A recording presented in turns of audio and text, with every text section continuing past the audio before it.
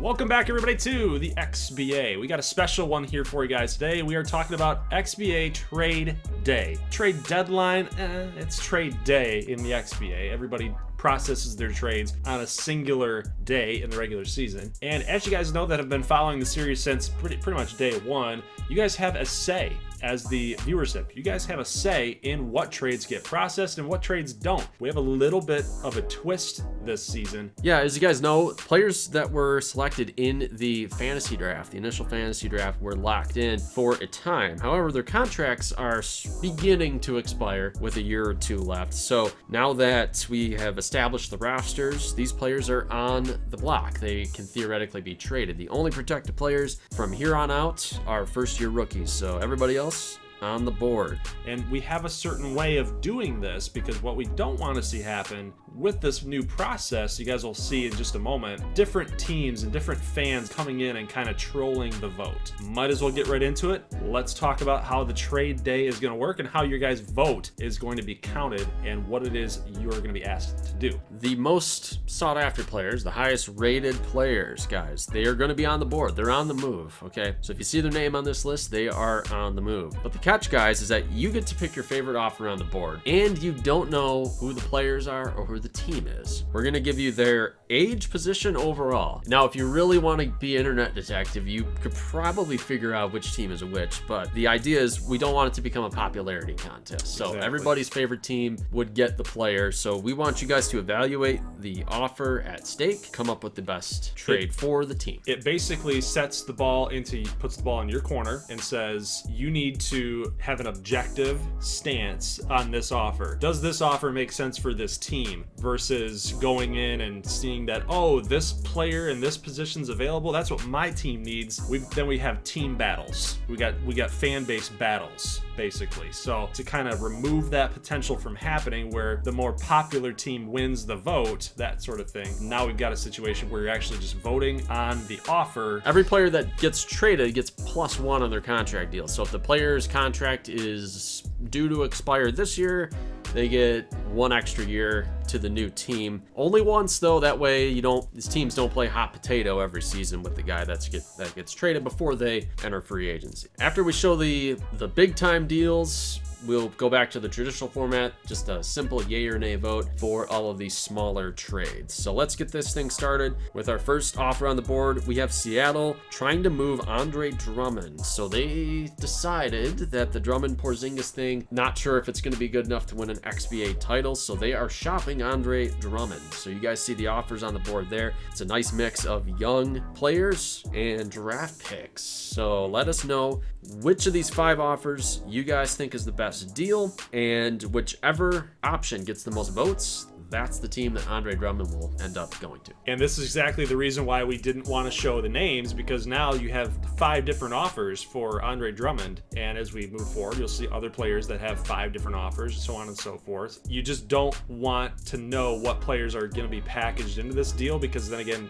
you'll have team fighting. You'll have infighting between teams, and we just don't want the more popular followers or the followers that follow all these different teams to have more power to their vote. So that's the reason for the ghosting. We'll move on to the next player. Yep, this is like that player A, player B, a blind comparison. That's what we want here. Okay, next offer, Washington is going to package DeMar DeRozan and Jake Layman.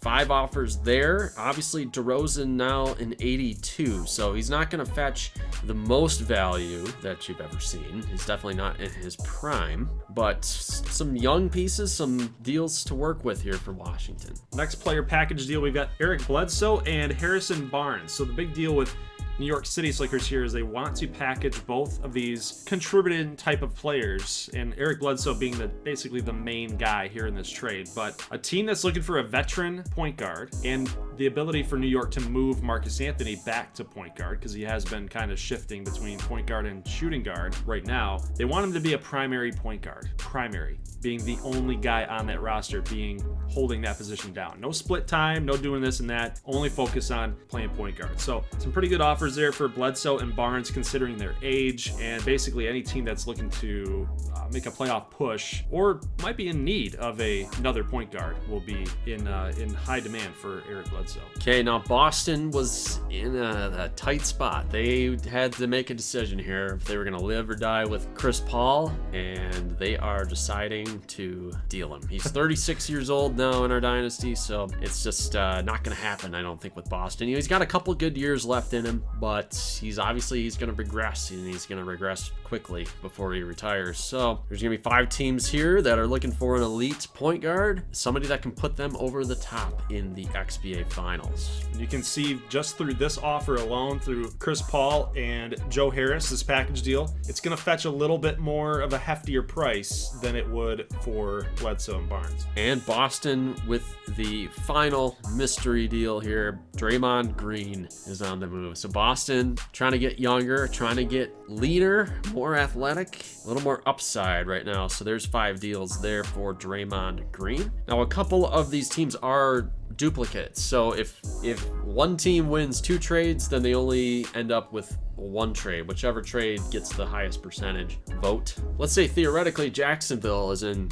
these deals, which by the way they're not. Jacksonville is staying put, but so they make for a great example. So Jacksonville jump, maybe they put in a bid for Draymond Green and Chris Paul. Let's say you guys vote blindly and they win both. They only get 1. It's whichever trade they get the most votes. If they get 30% for Draymond and 20% for Paul, the jump would get Draymond. The next closest would get Chris Paul. All right, so now that we talked about the new format of how we're doing trades this season, we need to let you guys know that we're also doing it the normal way, the other way that you guys are used to, which you are straight up, you know everything, you know all the players involved, you know what teams are involved, and now it's a simple yay or nay. Obviously 60% plus is going to be the only way that trades go through. That's just the normal way that we've done trading and voting for trades in the past. So let's talk about some examples. We've got Kabengele and Trevor Kelly for Davis Bertans. So we got Montreal giving up Bertans, and Honolulu is going to acquire Bertans. If you guys are reading this, following along here. So basically Honolulu is trying to capitalize on giving up a bench option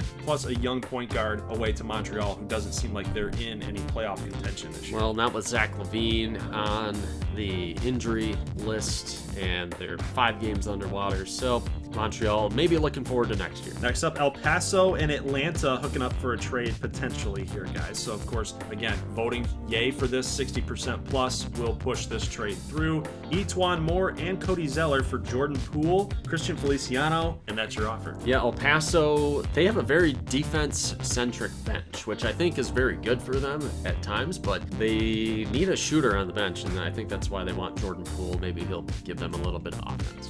Next up, Miami and Pittsburgh, 2 Eastern Conference teams. Tim Hardaway, Miami is getting rid of one of my favorite players, Tim Hardaway Jr., for Jacob Evans III plus a 2nd rounder. So Miami feels like they're kind of out of it. Yes, they did acquire Tim Hardaway Jr. last season for a playoff push, which did help them, but now it seems like the playoffs are just out of sight for them. Yeah, Evans III is pretty young. I think he's got Hardaway by 5 years. They get a draft pick as well.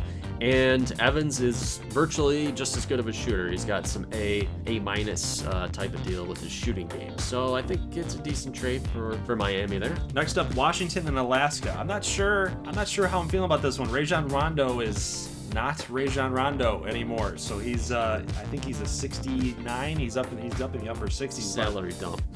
Dennis Schroeder for Rondo and a first. Top 5 protected. So it works for Washington. It definitely helps Washington by getting a 1st-round draft pick. But, Rajon Rondo, maybe he's just there to guide the young guys.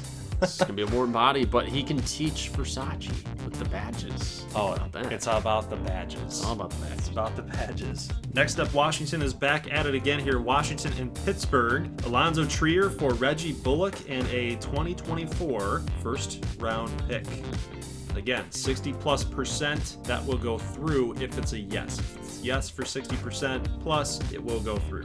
Philly and Carolina, Iman Shumpert for Corey Joseph. This is more like year 1, year 2 type of trades. So little tit for tat, bench roll type of players here. Now Carolina has a problem on defense, so I think that's really why they want to get Shumpert, is to have a defensive sub that can chip in there. Nashville and Kansas City. This one's an interesting one. Remember, Tyler Ulis was traded from Seattle to Nashville last season, so he's going to be yet again in a part of a deal. But this one makes sense for him. Not that Nashville didn't make sense for him last year as a destination, but Kansas City, maybe they don't feel that Jordan Bone is the answer, even though he played well in our last update video for you guys. Tyler Ulis, pretty nice little player, good little player there. Might be an XBA 2 guy, maybe a bench option for KC once everybody gets healthy. We'll see. But Tyler Ulis for a 2022 second and a 2023 second as well. So 2 second-round draft picks going to Nashville. This is a win for me,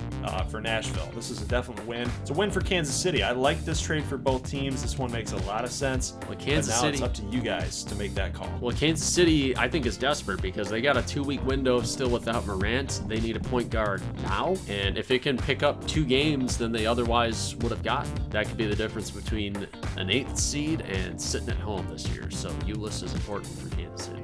Next up, Denver and Kentucky. Markieff Morris, Will Barton, and a 2023 second-round pick for Myers Leonard and a 2022 first. So Kentucky giving up a first-round draft pick to acquire more depth. This is a team, again, that won the XBA championship last season. This is the type of move that a championship team would make. They want a guy like Markieff Morris, Will Barton. They could be pieces in another championship style of run, but it's going to cost them, and Denver's thinking, let's offload some older guys, some experienced guys for potential draft pick, because we're going to need it. Yeah, it looks like what Kentucky's banking on is that they're going to make a playoff run, so that first round pick is going to come at the end of the first round, and I think they're banking on Denver struggling again next year, and that second round pick they think is going to be a high second round pick. Houston and Carolina, 2 teams that have been on this list a lot so far. They are taking part in another trade option. So Houston and Carolina. So Paul Millsap plus Andre Iguodala. So there's a lot of veteran leadership. So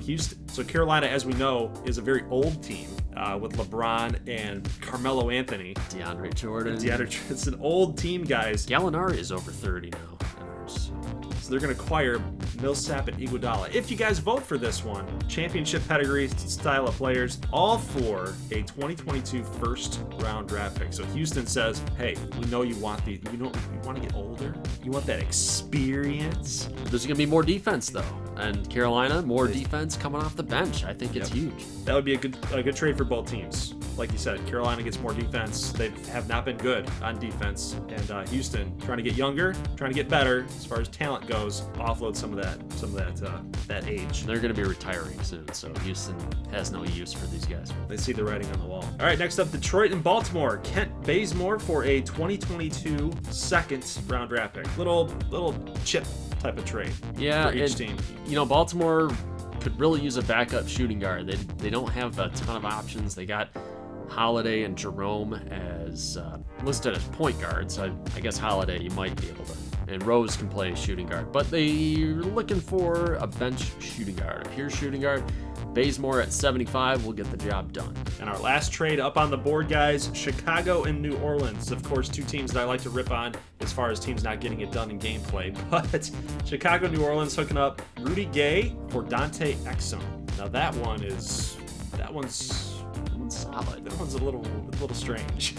Well, Rudy Gay he's a bit older, but he can play small forward. Houston needs a backup small forward. Exum as a guard can help Chicago. They got a ton of guards. Yeah, but Exum's a little bit better than Farrell and Grant on their bench, so that would be an upgrade there. Chicago's got surplus big guys with Okafor, Kelly Olynyk, Wayne Cartwright, and that type. They could end up acquiring Exum here, and then in the offseason, like maybe even during trades that are allowed during the draft, they could repackage Exum for a team that might need something else eventually too. We'll see how you guys vote for all this. Again, just another reminder, yes votes that are 60+% will go through in this second half of trade offers.